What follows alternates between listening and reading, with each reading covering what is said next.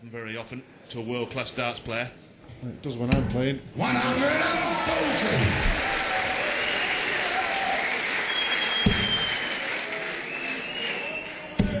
What a match this is. It just shows it. 100. There are no guarantees in professional sport. There are no guarantees in professional darts. You can turn up thinking it's going to be a walkover, a whitewash, and suddenly you're embroiled in one of the toughest tussles that you could ever wish to see. Well, that's right. Apart from those three, 41 there, but those 3 darts at the double, apart from that, he hasn't really made any mistakes. Some good finishing, good scoring. He's kept with Barney.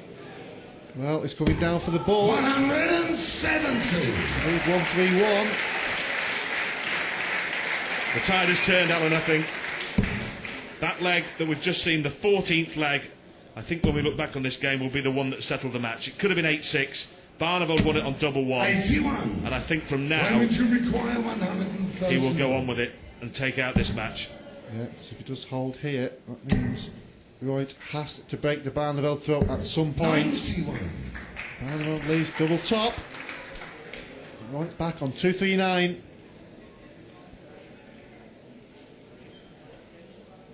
Well, whatever he does here, Barney's got 3 darts at a double. Let's see what pressure. Let's see what Barneveld will be feeling. Will he be feeling the breath of the German on his neck here with a maximum? Well, 140 still leaves 99. Suddenly it's not a piece of cake for Van Barneveld, not with his doubling problems that we've seen tonight. Double 10. He gets it. Barney has missed 22 shots at a double tonight and hit 8. The 8 he's hit now give him an advantage at 8-7. That third dart's a killer. When you stood behind your opponent, waiting to throw for a finish, and he misses with the first 2, you're almost stepping up to the hockey, and bang, it's all over. Phil Taylor's made a career out of it, hasn't he? And sometimes when you're watching Phil Taylor, you think he's doing it deliberately. 100. To wind his opponent up, just waiting and to give him that flicker of hope, and then just say, no thanks, I'm having this leg. And Barneveld did that just then. 8-7. Could so easily have been 8-6 down a couple of legs ago. Still the tension in the crowd, you can see it in the faces. This is what has to win this leg for me to have any chance. Well, good recovery there, hit treble 1 with the first, 2 in the lipstick. We talked, didn't we, a few legs ago, but when would Roith wake up and realise what was happening and where he was? And maybe it was at the end of that 14th leg that he suddenly thought, hang on a minute, I could beat Raymond Van Barneveld. And there was all that schmozzle with Barney not being happy with something that happened in the crowd, and maybe that got to the German too. Barney has been quicker to recover his composure. 36. Starting to make a few mistakes. I said before, hasn't made many. This could be a big shot for Barney here. Well, he may go for the bull. He may go for the bull here. He did. 145. That leaves Barney on a 3-darter. If he takes this leg out, he'll go within 1 of the match. He'll go to the point of no return. And he will have the throw, remember, in the next leg. 85. Well, good last out there, gives him an outside chance. Barneveld 160. As I said before, no big finishes from the big man. But he'd be happy if he can get another one in there. 100. 60 when he returns, if he returns. Right, already taken out the 141, a 101. Now a 157. Yeah, that would have been a real skin saver for the German, wouldn't it? If he could have produced it. 117.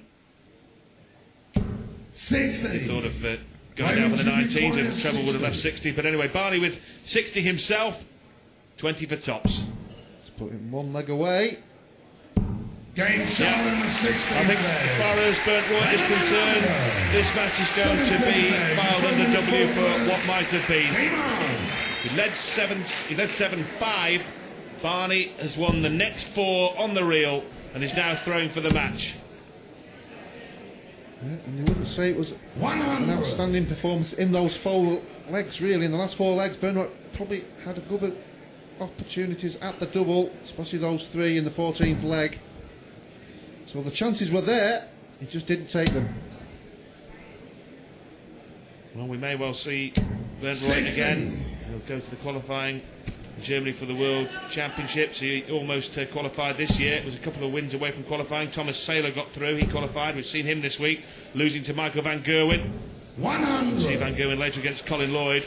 And I think now we'll see Raymond van Barneveld tomorrow in the final day of the competition in the quarterfinals and beyond. Wayne Jones waiting to play him. But on this performance and what we've seen of Wayne Jones, I think 100. the Wanderer will fancy his chances of getting a result against Van Barneveld. Certainly will. 2 for Barney, he's coming down. Went for the ball again like he did before. He's 156, one of his favourite finishes. That's why he went for the ball. Well, it would finish on double 18 again, wouldn't it? Which he's, I think, hit once all night. And he's had several attempts at it. 85. Let's see what he can do here. Is this the perfect way for Ray van Barneveld to wrap up what's been a far from comfortable victory?